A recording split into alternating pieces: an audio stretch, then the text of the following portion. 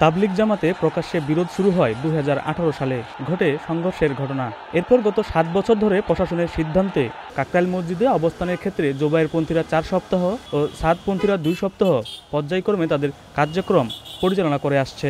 এই সরকার যদি এই বেদবকে বাংলার মাটিতে আনতে চায়, এই সরকারেরও পালাই বাঁচতে হবে। সরকার আসতে না দেয় তাহলে আনতেই হবে ইনশাআল্লাহ।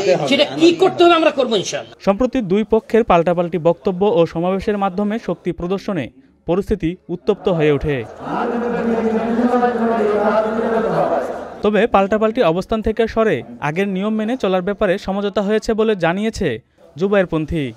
দাওয়াত ও তাবলিগের এই মেহনতটি যেহেতু দ্বীনের একটি অন্যতম মেহনত এবং দ্বীনের ধারক বাহক হচ্ছেন হজরত ওলামায়ে কেরাম, এ ব্যাপারে হজরত ওলামায়ে কেরামেই সিদ্ধান্ত নেবেন যে মাওলানা সাদ সাহেবের এদেশে আসা সহি হবে কিনা।